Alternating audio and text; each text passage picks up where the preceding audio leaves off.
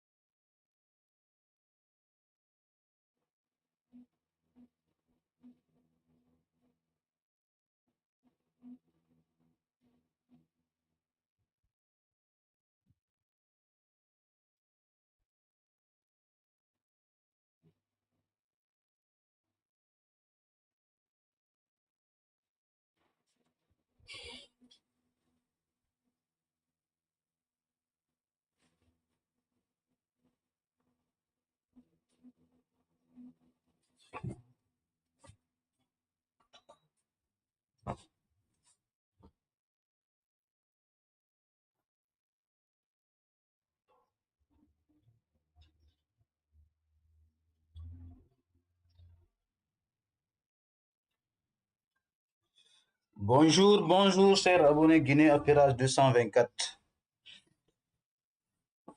Comme convenu, on est tombé d'accord qu'on va faire le revue de presse guinéenne aujourd'hui. Vous savez, c'est la fête de Tabaski qui est déjà proche.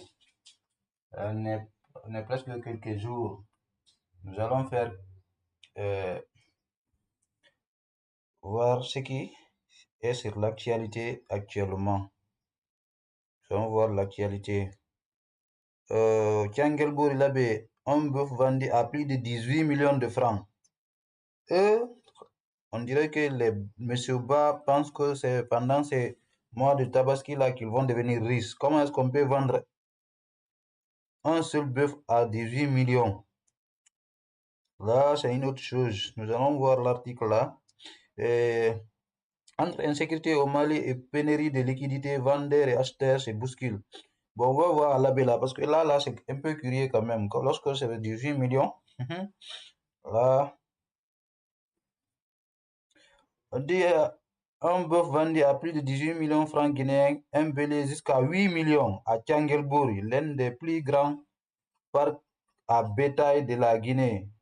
Vendeurs et acheteurs se donnent rendez-vous. Là, c'est autre chose. Parce que on vend un bœuf à ce prix-là, franchement, ça donne à réfléchir, quoi.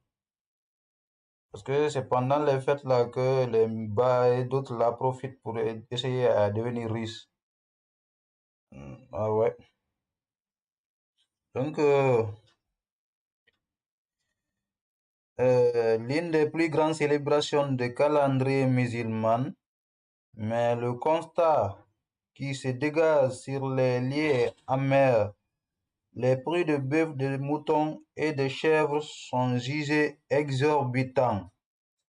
Waouh, ah, c'est autre chose, les gars. Là, c'est Tchangelbouri. Alpha Omar, client, la situation est inexplicable. Ah, Alpha Omar, c'est pas toi seul qui a fait ce constat.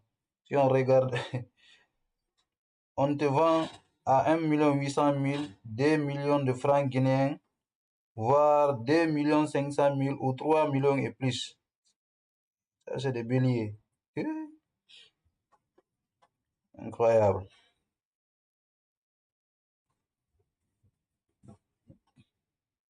Bon, revenons un peu derrière. On va voir notre info qui est de l'actualité. Ouais.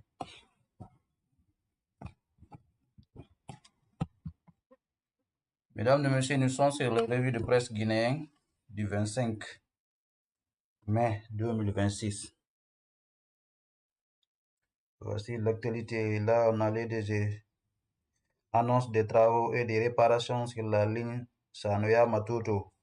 Et vous, vous êtes toujours sur ces choses-là. euh,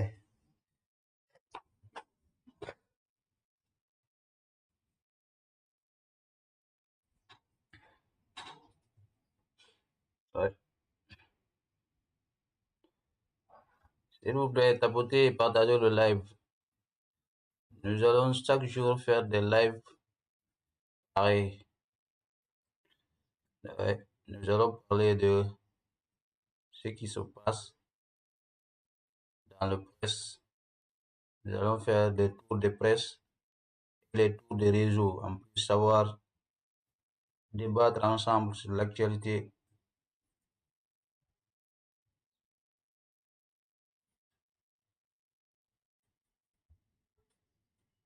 Tapotez, partagez s'il vous plaît. Si vous voulez qu'on fasse ce genre de direct chaque jour, vous devez être avec nous. Essayez de nous soutenir à travers des likes et des partages pour nous donner de la force. Et c'est ça.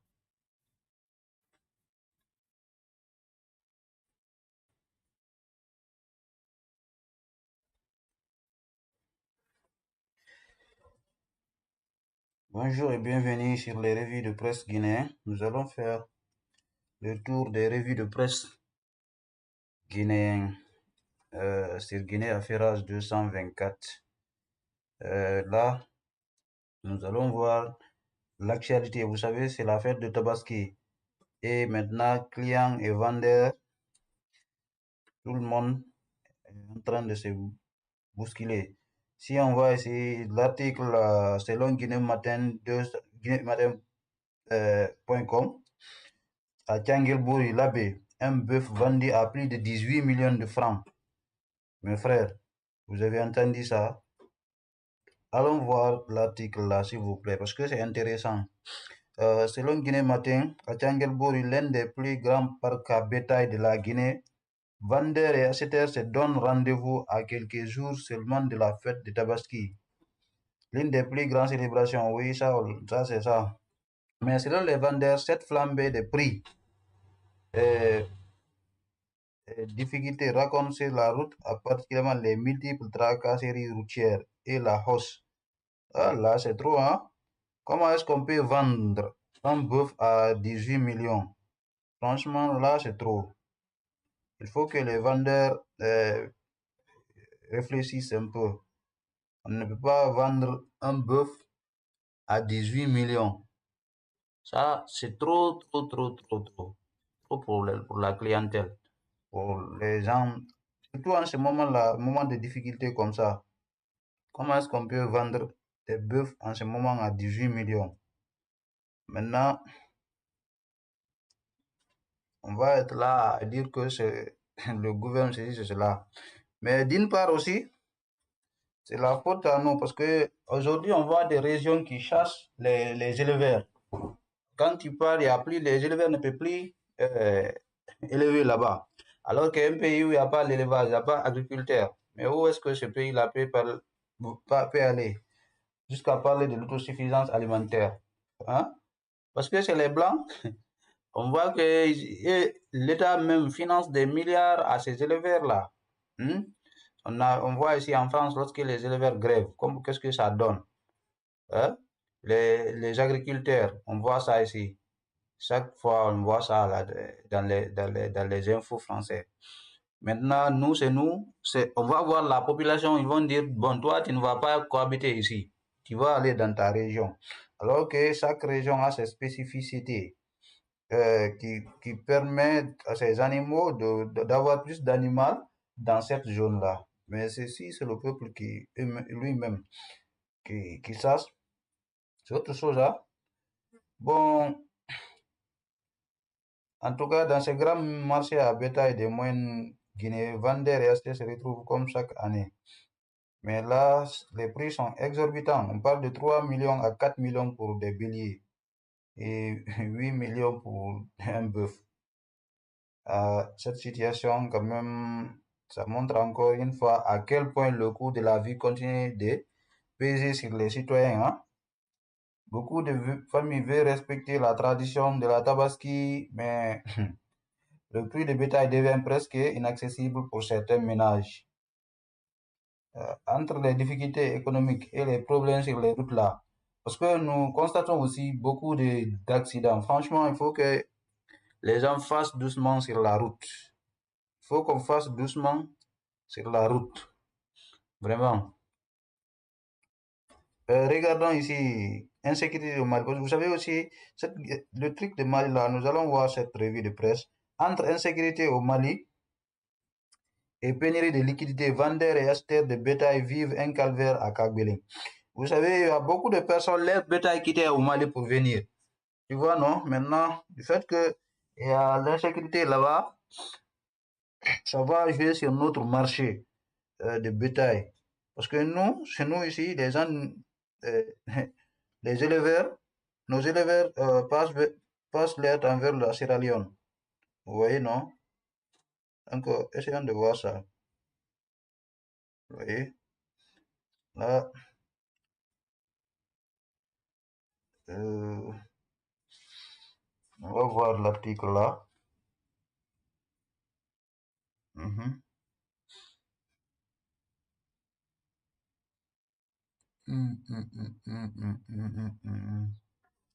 Entre insécurité et pénurie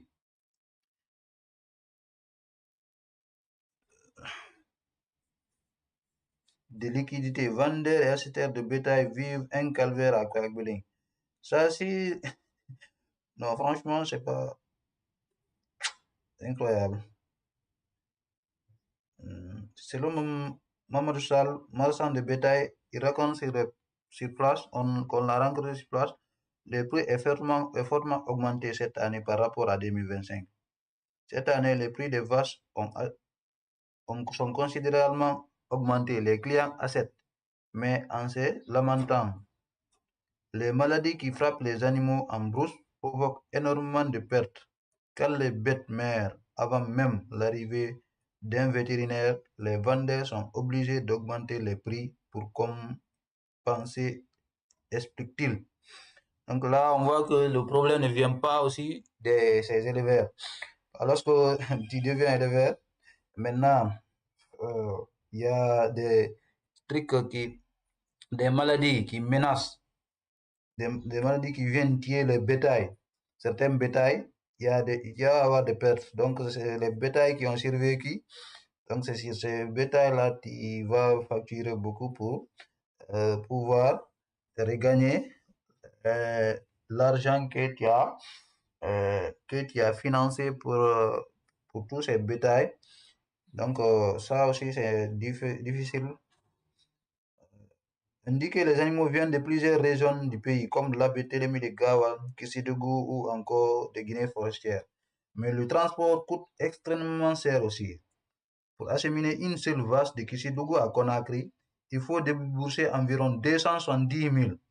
À cela s'ajoutent les frais de déplacement, de nourriture et d'hébergement, précise-t-il. Ah, là, c'est vrai, franchement. D'après lui, une vache vendue entre 7 à 8 millions l'an dernier coûte désormais entre 9 à 10 millions, selon la taille et la qualité de l'animal. Amadou Sall souligne aussi les conséquences du conflit au Mali sur le commerce du bétail. Beaucoup de commerçants se ravitaillent au Mali selon lui. Et maintenant, avec cette guerre-là, donc, comment est-ce que ces commerçants-là vont aller acheter ce bétail-là et envoyer? C'est difficile tout ça là. Lorsqu'on regarde tout ce que je viens de dire là, franchement, on se rend compte pourquoi ces bétails-là sont très chers, selon leur explication quand même. Bon, après ça, nous allons voir cette info de Guinée News. Après avoir quitté sur Guinée Matin, Guinée News ce matin, il montre ici 5 morts en une semaine à Sigiri. On dirait que c'est un accident. Là, on va voir. Oui, là, c'est un accident. Parce qu'on voit ici la véhicule complètement endommagée. À quelques jours de la fête de Tabaski, le docteur Abdul Bachir Kondé, médecin d'appui aux urgences médico-chirurgicales de l'hôpital préfectoral de Sigiri, a dressé un bilan préoccupant des accidents de la circulation enregistrés ces derniers jours dans toute la préfecture à travers une sortie publique. Docteur Bassir a appelé les citoyens à plus de prudence. Franchement, lorsque les médecins eux-mêmes sort pour dire aux gens plus de prudence, ça veut dire qu'il y a beaucoup de personnes qu'on envoie à l'hôpital à l'air là et ils ont constaté ça, quoi. Donc, eux-mêmes, les médecins eux-mêmes sont sortis pour tirer la sonnette d'alarme, dire aux gens de rouler doucement, de faire doucement. On prie que tous les Guinéens qui partent pour faire la fête dans leur village, on prie qu'ils arrivent à destination sains et saufs et qu'ils puissent, après la fête, rejoindre la région où ils sont. Ils sont à destination aussi. Franchement, c'est un peu difficile. On prie les gens de faire doucement sur la route. C'est Dieu qui protège. Mais nous aussi, on est responsable de la vitesse de notre engin. C'est nous le responsable, c'est nous qui savons comment est-ce qu'on va rouler. Parce que si tu roules doucement et qu'un accident arrive là-bas, euh, on a fort probabilité que les choses ne se, ne se compliquent pas et qu'il n'y ait pas de perte de vie ou bien des graves blessures ou des fractures.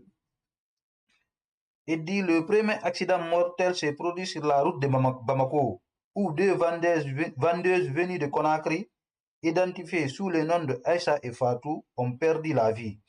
Paix à leur âme. Vous voyez? Maintenant, le deuxième cas concerne deux jeunes victimes, Diogo, mécanicien domicilié à Sumbara Koleng et âgé de 22 ans, ainsi qu'Amadou Diallo, âgé de 20 ans. Paix à leur âme. On dit le troisième drame est survenu sur la route de Danka. Un camion Ben a violemment percuté une femme et son enfant. L'accident a coûté la vie à l'adolescent, tandis que la mère grièvement blessée a été évacuée pour des soins. Et vraiment, c'est déplorable. Lorsqu'on voit ces choses-là, tous ces accidents, c'est déplorable quand même. Maintenant, il dit le quatrième cas, parce qu'on a dit ici 7 cas. Regarde ça, beaucoup de morts. Hein.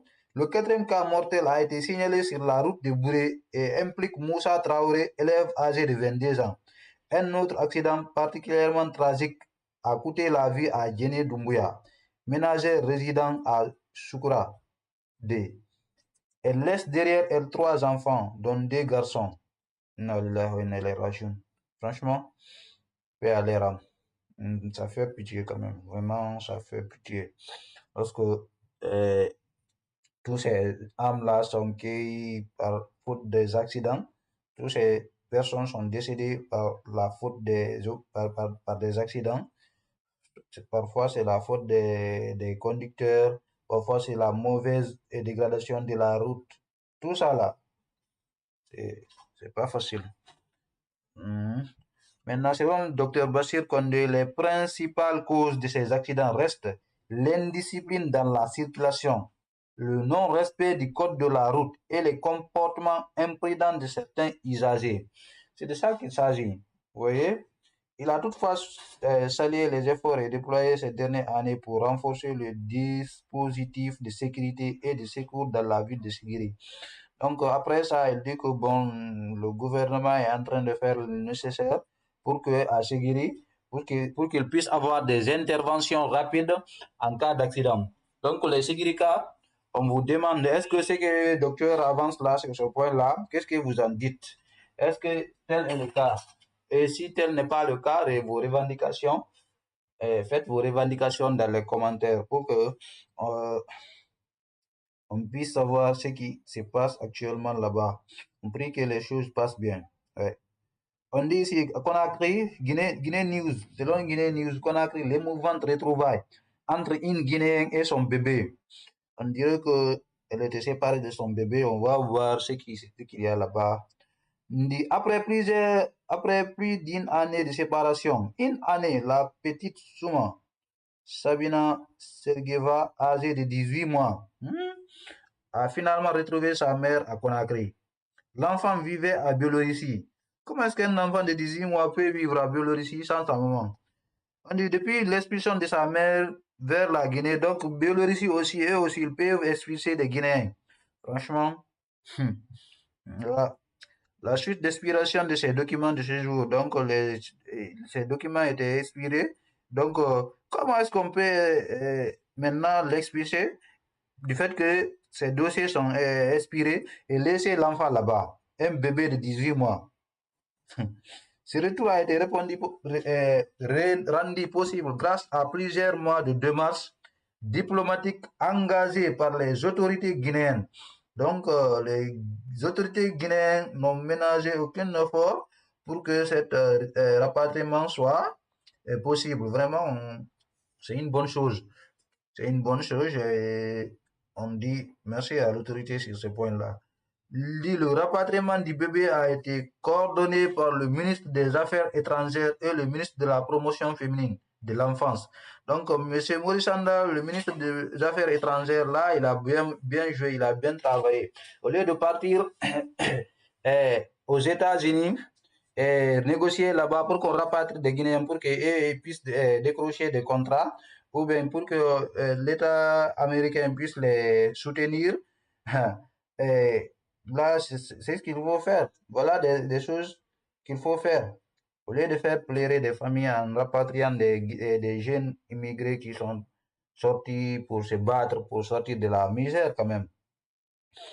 Ah ouais. Bon, un peu plus loin, nous allons passer sur cela. On va voir. Décès de Madame Diakité Nyeyuso, hommage à une dame. Bon, Koya, deux morts et un blessé grave dans une collision entre une moto et un camion à Samayagori. Vraiment, il y a beaucoup d'accidents ces derniers temps, surtout lorsque les fêtes sont, euh, les fêtes sont proches. À l'approche des fêtes, c'est toujours comme ça. Bon, voyons un peu ce que Guinée News nous informe ici. On dit un grave accident de la circulation a coûté la vie à deux personnes et fait un blessé grave dans la soirée de lundi 25 mai 2026 à Samayagori. Localité, localité relevant de la sous-préfecture de Kouria, dans la préfecture de Koya. Selon les informations recueillies sur place, les victimes originaires de Dalaba se rendaient dans leur localité à l'occasion de festivités de la Tabaski. Euh, Vraiment, ils n'ont pas pu arriver à destination, ils sont décédés. Lorsqu'elles ont été impliquées dans une violente collision avec un camion. D'après des témoins, le drame s'est produit lorsqu'un camion provenant de Kindia et en direction de Conakry a percuté une moto transportant trois personnes. La violence du choc a été fatale à des passagers qui ont succombé sur place. Paix à leur âme. Vraiment, on prie les usagers de la route de rouler doucement. Pendant les fêtes là, il y a beaucoup de drames, d'accidents. Vraiment, c'est déplorable. Nous étions assis à proximité du lieu. Là, on entend un témoin qui est en train d'expliquer ce qui s'est passé. Il dit qu'il était assis au bord de la route et un camion a violemment percuté un motard qui transportait des passagers. Il dit que les deux personnes sont mortes sur le champ.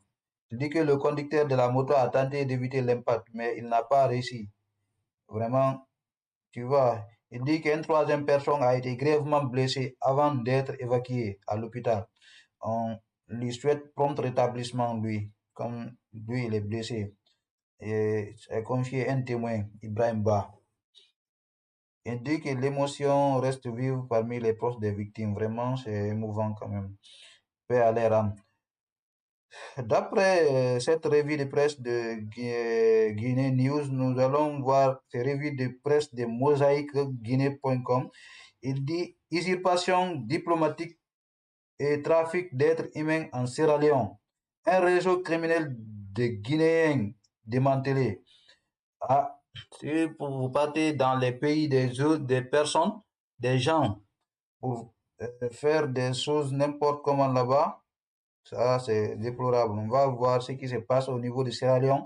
C'est ressortissants guinéens qui sont impliqués dans des trafics humains. Selon l'information, à la suite de plaintes répétées des familles, vous voyez, les familles ont fait des plaintes répétées. Donc, ce qui a conduit à la police ou à la gendarmerie léonais de de passer à l'enquête et voir qu'est-ce qui se passe.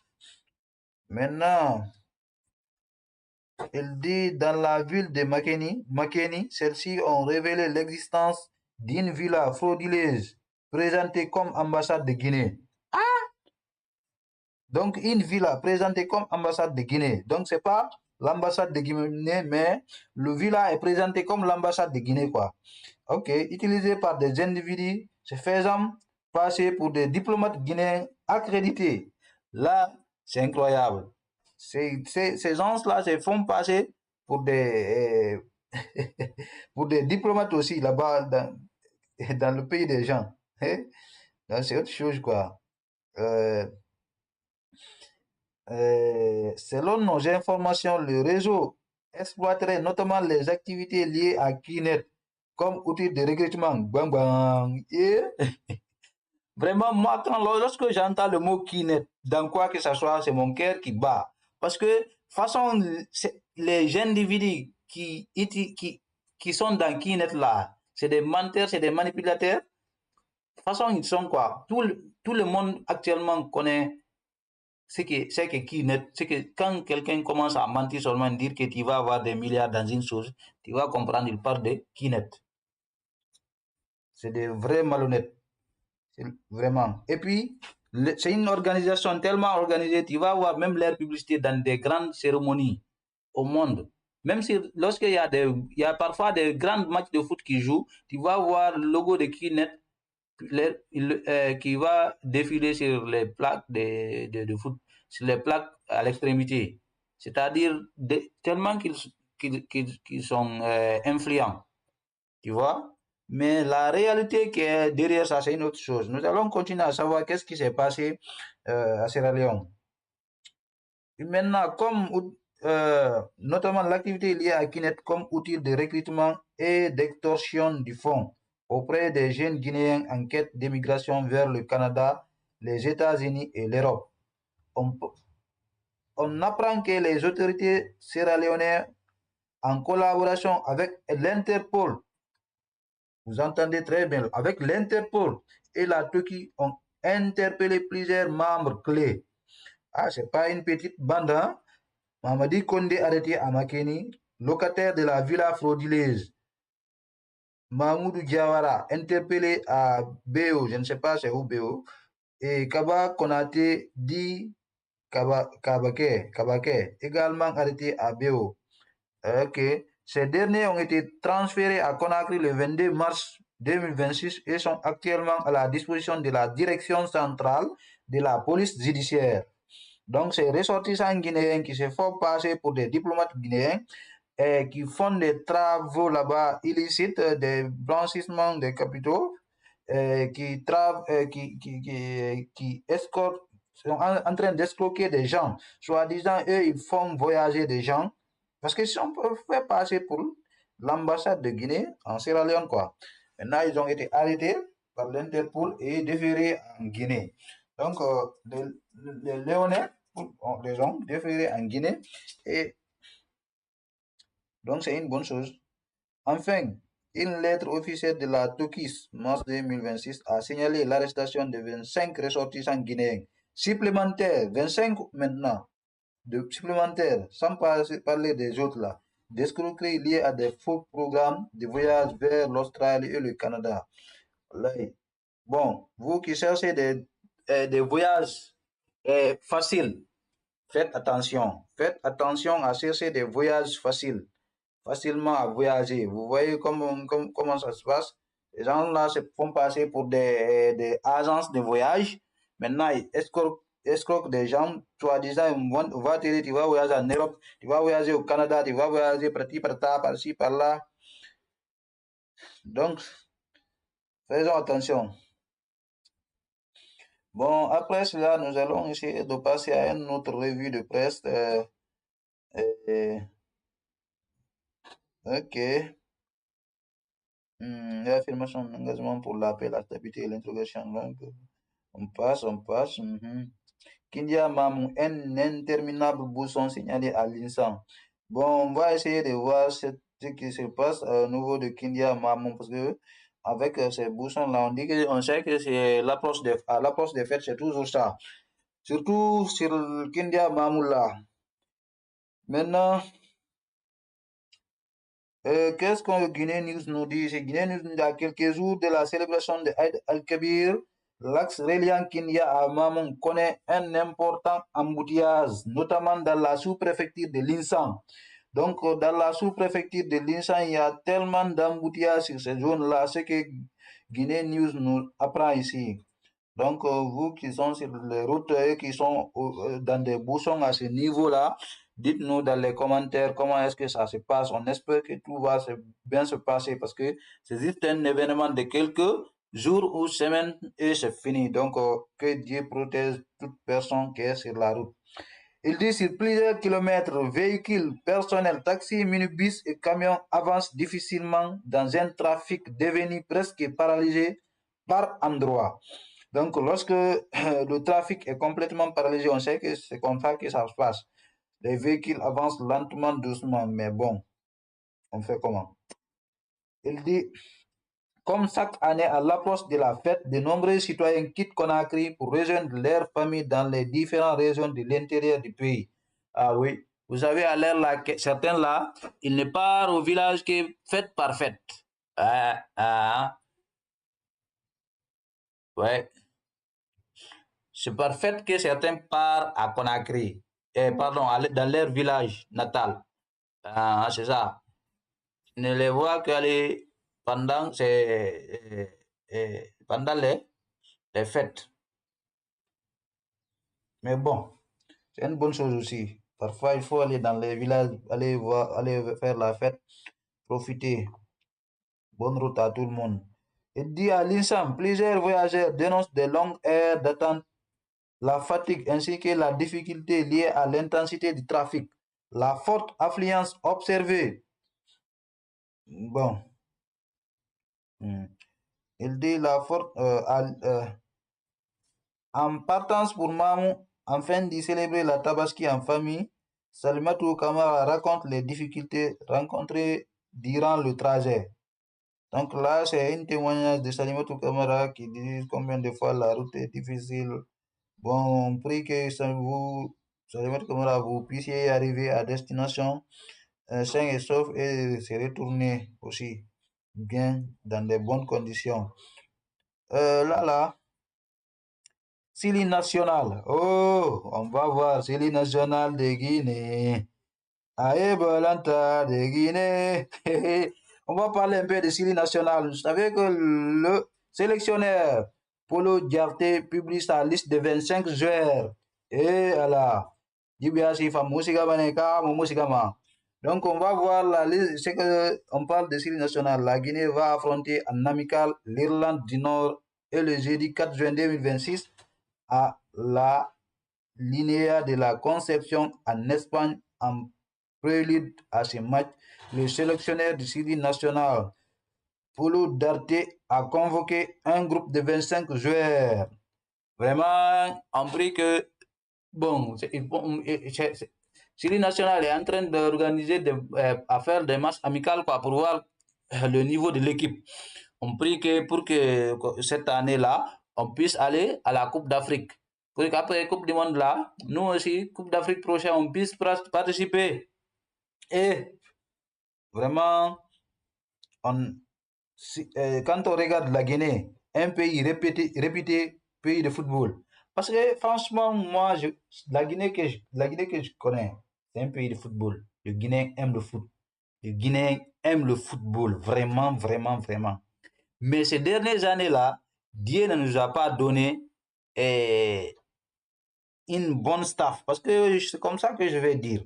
Le football, c'est pas seulement les joueurs. Aujourd'hui, il y a des bons joueurs qui jouent dans des championnats des Guinéens, qui jouent dans des championnats guinéens. Vous savez, la discipline, une équipe, c'est la discipline, les jeux collectifs. Maintenant, là, tu vas voir des joueurs locaux qui respectent ces choses-là. Mais si on regarde la direction et et de l'équipe de notre série nationale, le vrai problème, c'est eux. C'est pas les joueurs. Parce que c'est eux qui sélectionnent les joueurs. C'est eux qui vont dire, toi, tu vas jouer, toi, tu ne vas pas jouer. Mais on a vu ici, les jeunes Guinéens euh, sont partis en Coupe d'Afrique au Cameroun. La façon dont ces gens-là ont joué, on a tous vu ça. Parce que c'était des joueurs locaux.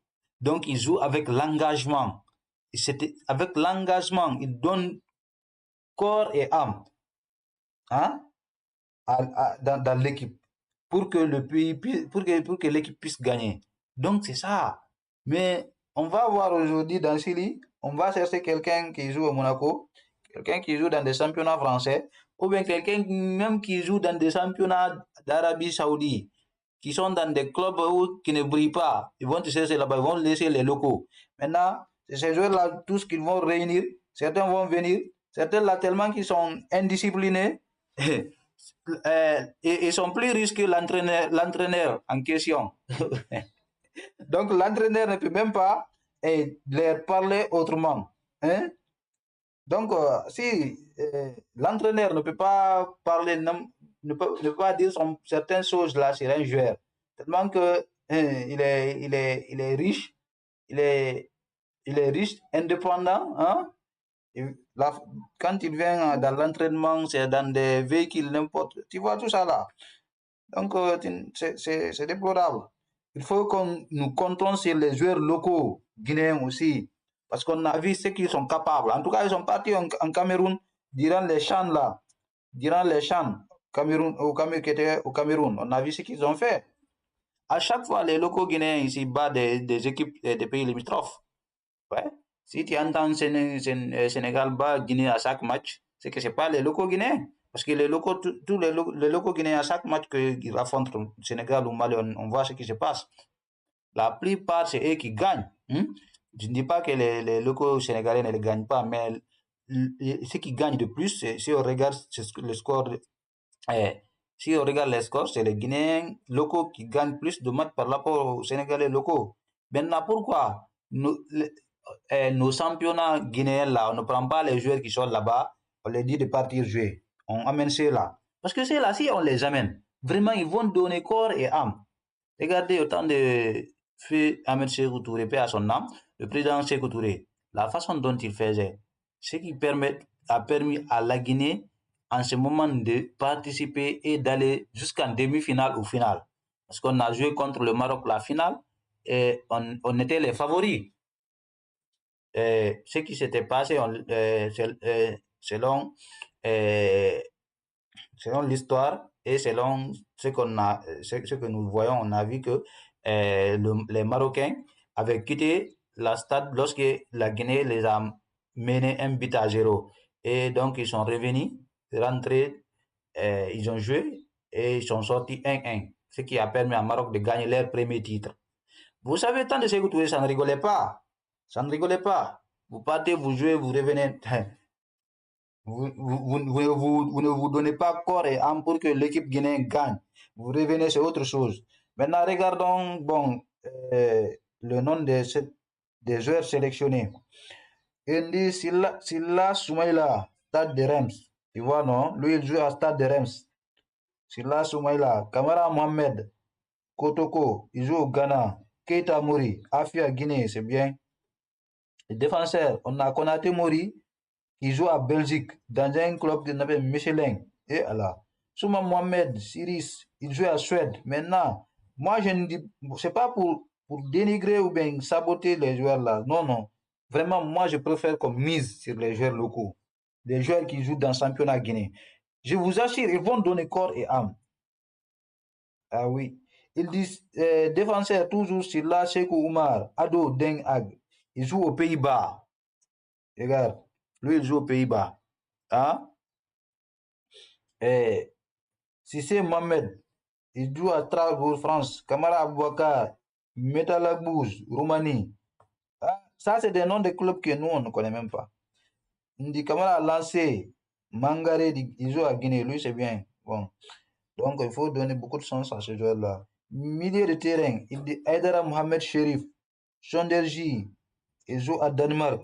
Silla Moulay, Dama FS, Arabie Saoudite. Moulay Silla, vous savez, ça c'est le fruit du football guinéen. Moulay Silla, il fait partie de ces joueurs qui étaient partis à la CHAN Cameroun. Ils ont brillé. Et après ça, depuis, il est venu. Donc, il a été pris dans la grande équipe, l'équipe nationale, parce qu'on avait vu combien de fois, il n'était pas le seul qui avait brillé là-bas, mais lui, il avait eu cette sens. Il y avait beaucoup de joueurs là-bas qu'on pouvait prendre pour amener l'équipe nationale. On avait vu, ils ont pris certains, à un certain moment, ils ont laissé. Pourquoi? Pourquoi ils ont laissé alors que ces jeunes joueurs-là étaient en train de gagner de l'expérience et d'évoluer? Mais c'est du fait que la direction est mauvaise. En Guinée, moi, je pense que si ceux qui dirigent l'équipe ne cessent pas de favoriser ceux qui quittent dans des clubs extérieurs, ça va pas être facile. Une équipe, ça se construit. Ça se construit. Surtout, regarde, si il y a 10, 15 joueurs qui jouent à l'équipe nationale, ils sont tous dans le championnat guinéen. Ça veut dire que dans chaque semaine, ils peuvent se retrouver s'entraîner. Mais là, tous ces joueurs-là ne se retrouvent que pour préparer des matchs. L'autre quitte France, l'autre quitte Roumanie, l'autre quitte Biélorussie. Ils viennent s'entraîner pour un match. Après le match, ou bien après la compétition, ils sont partis. Hein? On dit Diabaté Ousmane, il joue à Turquie. Diawara Amadou, Legance Espagne. Kourouma Lansine, Girona, FC Espagne. Et maintenant, les attaquants, on dit Balde Aliou Badara. Balde Aliou Badara, Sengal, il joue à Suisse. Kamara Ousmane, il joue à Gandon, ou à Chine. Il joue à Chine. Kaba Sori, il joue en Belgique. Traoré Abdul Karim, Levem, il joue à Belgique aussi, en Belgique. Kamara Ablaï Kolev, il joue à Danemark. Touré Mohamed, lui il est à Tchèque. Kamara Ousmane, Castolin, Espagne. Bari Yagouba Nyanya, il joue à Oroya, Guinée, donc c'est bien. Il faut donner, lui, il joue à Oroya, c'est bien, il faut donner ces jeunes joueurs-là la chance. Vous allez voir, ils vont briller. Il dit Bari Yagouba Nyanya, Oroya, lui aussi, j'ai cité celui-là dont j'ai cité. Le regroupement de l'équipe démarre le 28 mai 2026 à Malaga, en Espagne. Donc, ils vont se regrouper à Malaga, en Espagne. Ils ont compris que tout se passe bien aux côtés de Malaga là-bas. Et que les préparatifs et ces matchs amicaux puissent bien se passer. Oui. Après ça, bon, mesdames et messieurs, c'était les revues de presse que les plus suivies aujourd'hui. Donc, je vous prie de tapoter, de partager, maximum de partage de nos revues de presse pour nous donner plus de courage à faire d'autres revues de presse plus pertinentes chaque jour. Et vous pouvez mettre dans les commentaires comment est-ce que vous trouvez ces revues de presse Guinée Affaires 224 qui consistent à donner l'actualité des presses qui sont les actualités de presse du jour qui sont de l'actualité. Maintenant, nous ferons aussi d'autres actualités du net. L'actualité du net consiste à ce que on puisse aller sur les différentes réseaux, voir les actualités qui se passent là-bas. Surtout, vous savez, c'est les fêtes. Nous allons voir comment est-ce que les fêtes sont en train de se préparer du côté des différents villages, ou comment est-ce que ça se passe sur la route, tout ça là, les embouteillages et tout ça là, on va voir ça dans d'autres plus tard dans un autre direct. Pour l'instant, je vous prie de liker et de partager le live, le maximum de partage, et je vous remercie. À bientôt pour un autre live. Merci.